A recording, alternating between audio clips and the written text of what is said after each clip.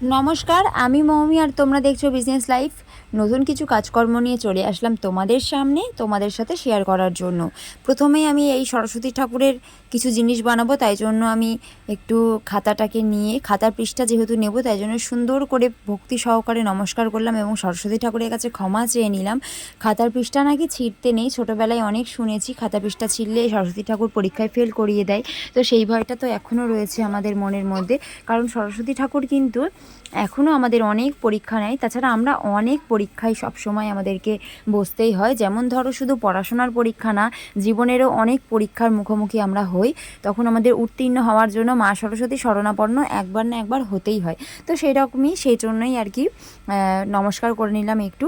তারপরে scale, pen, pencil box সব কিছু নিয়ে বসে পড়েছি নিজের কাজকর্ম করতে। কি কাজকর্ম করব সেটা বলছি, তার আগে একটু ইন্ট্রো দিয়ে নিই।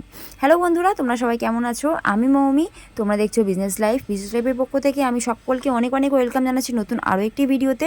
বড়দের প্রণাম, ছোটদের ভালোবাসা জানিয়ে ভিডিওটা আমি শুরু করছি। আর আমরা কিন্তু খুব ভালো আছি, তাই জন্যই এমন একটা সুন্দর ভিডিও করতে বসে পড়েছি তোমাদের জন্য। তো চলো ঝটপট বেশি দেরি না করে ভিডিওটা শুরু করা যাক। সাথে থাকো আর ভিডিওটা দেখতে থাকো।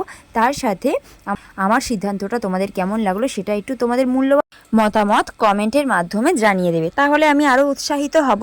খারাপ লাগলে একটু ভেবে নেব কোনটা খারাপ লাগছে, তাহলে আমি সেই খারাপটা আর করবো না, আর ভালো লাগলে সেই ভালোটায় আমি উৎসাহিত হব তোমাদের ভালো কমেন্টের জন্য। তো চলো ঝটপট করে কমেন্ট করে দাও। তার আগে কি করছি সেটা তোমাদের সাথে একটু শেয়ার করি আমি।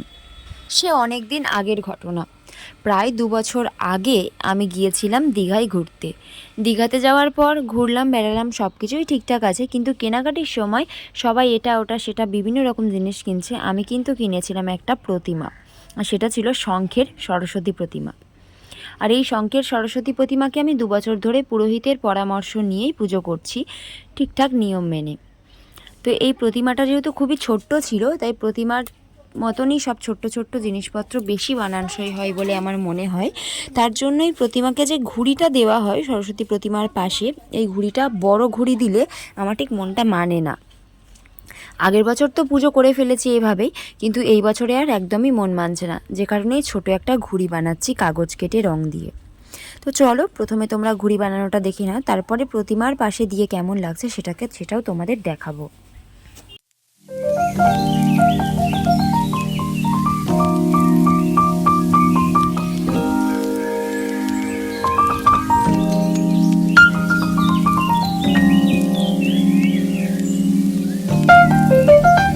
ঘুড়ি বানাতে বানাতেই মাথার মধ্যে বাজ পড়ার মতন একটা দুশ্চিন্তা চলে আসলো। এখন আমি কি করব, এত দুশ্চিন্তা হচ্ছিল, কাউকে বলে বোঝাতে পারছিলাম না যে এখন আমাকে কি করতে হবে। মাথায় হাত দিয়ে চিন্তা করতে করতে আধা ঘন্টা মতো বাড়ির বাইরে চলে গেলাম। বাড়ির বাইরে গিয়ে ঘুরে পেরিয়ে দেখলাম একটা ঘুড়ি পড়ে রয়েছে। একটা বড় ঘুড়ি নিয়ে এসে তার থেকে কাঠিগুলো কেটে সরু এবং ছোট করে আমি এই ছোট্ট ঘুড়ির মধ্যে লাগালাম। অবশেষে চিন্তাটা একটু কমলো, তারপরে ঘুড়ি বানানোটা আবার শুরু করলাম।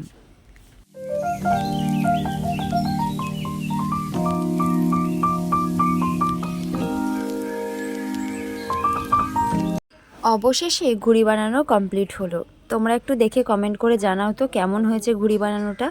এই ফার্স্ট টাইম আমি এরকম কিছু ট্রাই করলাম। জানি খুব সহজ একটা কাজ, তবুও নিজে হাতে কিছু বানানোর আলাদা একটা মর্যাদা থাকে, আলাদা একটা মূল্য হয় সেই জিনিসটার, তাই না? ঘুড়ি বানানোটা তোমাদের কেমন লাগলো অবশ্যই কমেন্ট করে জানিও। আশা করছি ভালো লাগবে, ভালো না লাগলেও জানিও, ভালো লাগলেও জানিও। আমরা ভিডিও আপলোড দিই তোমাদের একটা মূল্যবান মতামত, একটা কমেন্টের অপেক্ষায়। মানে একটা ভিডিওতে যদি 1 বছর পরে একটা কমেন্ট আসে তাহলেও আমরা খুব খুশি হই। আমরা তো নতুন ক্রিয়েটর, আমরা একটা কমেন্টের জন্য অনেক ওয়েট করে থাকি। তো টাটা, বাই বাই, সুস্থ থেকো সবাই, ভালো থেকো।